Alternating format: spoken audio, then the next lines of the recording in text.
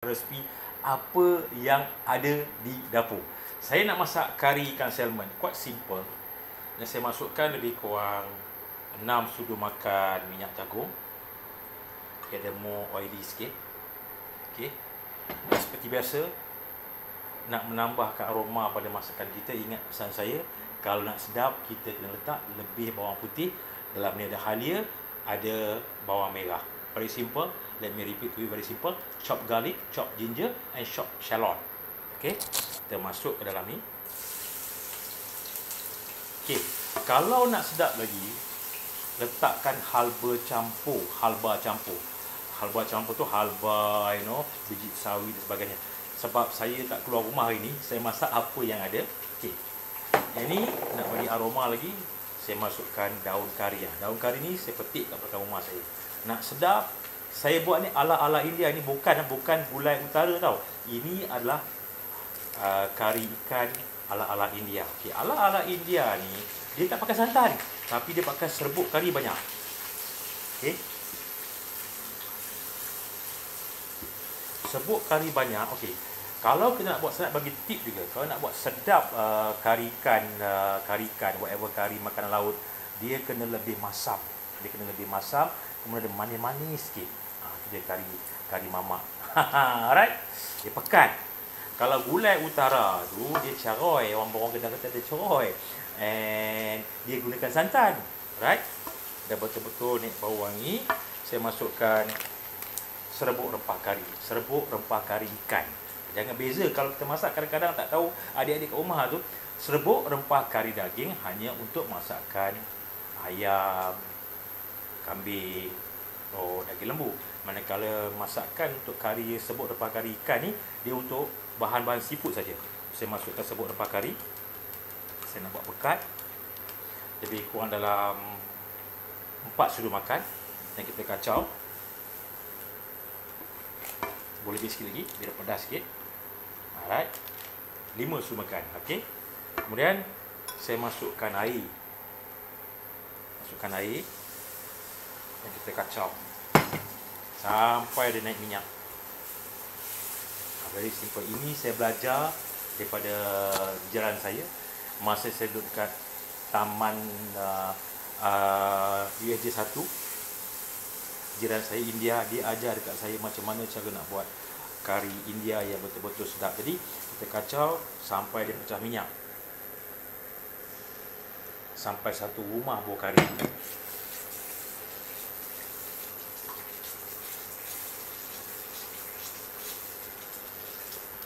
Kacau sampai dia pecah minyak,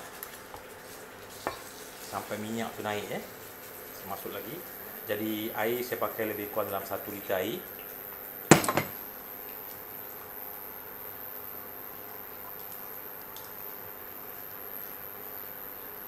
Saya tambah lagi serbuk kari. Nampaknya tak cukup pekat. Anak saya suka makan, dia kata, "Papa akan nak buat kari biar pekat."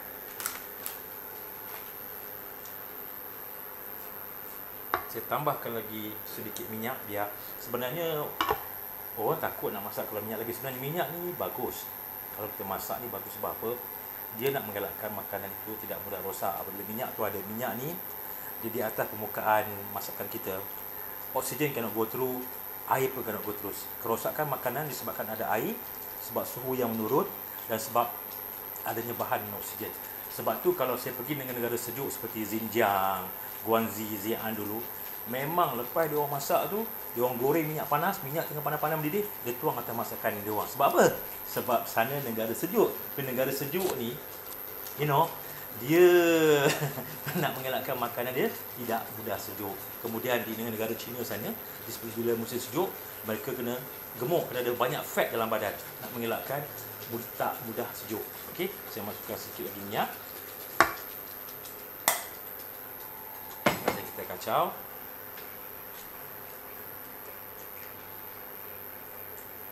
Saya tambahkan air.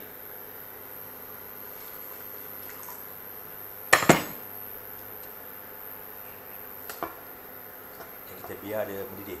Jadi resipi yang sama ni juga, kalau kata adik-adik ataupun perempuan ataupun follower saya nak gunakan udang ke, nak gunakan sotong ke, nak gunakan ketam ke lobster is up to you. So most important, kena masak basic asas tu nak kena ada. Sebut kari, mestilah ada kari. Okey. Dan betul juga kalau kita masak kari ni, biasanya kalau Northern Indian cuisine, dia banyak pakai yogurt ataupun buah keras. Buah keras tu dia rendam sehari semalam, kemudian kita kisarkan buah keras ke, almond ke, ataupun kacang dal ke, kita blend, kita rendam, kita masuk dalam tu. Sebab tu kari India ni dia lebih aroma, dia more on curry powder compare to Malay curry, dia banyak menggunakan santan. Okey. Dan dah cukup besar minyak, saya masukkan asam jawa. Asam jawa adabi, very simple, tak payah nak buang biji, tak payah nak buat apa. Saya masukkan asam jawa, lebih kurang dalam 2 sudu makan asam jawa. Okey. Kemudian saya masukkan serbuk perasa ayam, lebih kurang dalam 1 sudu teh, 1 teaspoon. Dan saya masukkan garam bukit, lebih kurang dalam 1 teaspoon. Kemudian kita kacau. Dan of course, bila benda yang kita masak tu masam, kita kena ada manis. Saya masukkan brown sugar. Okey, brown sugar. Okey. Kalau tengok banyak juga follower saya komen, kenapa Chef Sabri masak menggunakan banyak gula? Okey, gula ni sebenarnya nak neutralize daripada masakan. Gula juga antara bahan pengawet nak mengelakkan masakan itu tidak mudah rosak. Seperti tengok, negara mana yang banyak pakai gula? Siam. Thailand banyak pakai gula, tapi dia pakai gula kabung ataupun gula nira. Kemudian Chinese food, American food pun banyak pakai gula. But don't worry about that. But as long that bila kita masak dengan benda-benda yang panas, seperti kari panas, it's okay. Alright. Kemudian seperti biasa, let me taste first. Voila. Nice. Cuma kena bagi hilang rasa pahit rempah, kena pecah minyak lagi. Okay, next. Dah siap ni. Dan saya masukkan kepala ikan salmon. Ya, ikan salmon.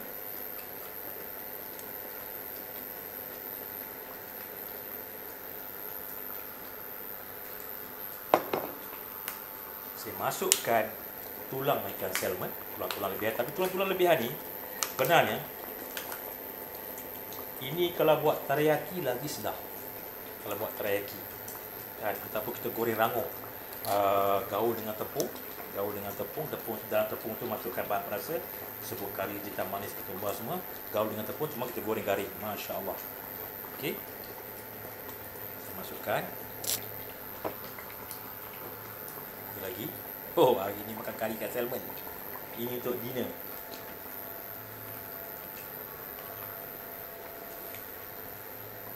Saya tambah sikit lagi air.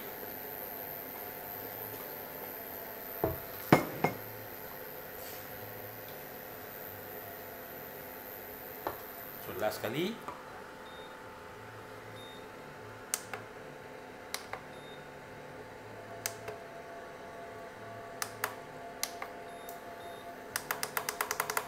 Kemudian saya letakkan sayur-sayuran. Sayuran ni apa dia? Terung, tomato dengan bendi. Jadi nak beritahu juga, sayur-sayur ni apabila kita masak jangan bubuh terlalu awal. End of the masak baru letakkan sayur. Lebih kurang dalam 10 minit angkat, letakkan sayur. Kalau masuk awal dia overcook. Dan kalau kita masak makanan laut ni jangan bubuh terlampau awal. Bila semua dah cantik, dah mendidih baru masuk. Sebab apa? Seafood item, fish do not cook more than 5 minutes. More than 5 minutes dia overcook. Sama juga kalau kita pan fried salmon. Pan fried salmon 3 minit angkat. Kalau kita fried too long, dia overcook, dia akan keluar cecair putih. Tak sedap. The best is seal. Kita nak rasa dia minyak, kemudian kita nak rasa dia punya beta carotene dia. Okey? Dan saya masukkan sayur.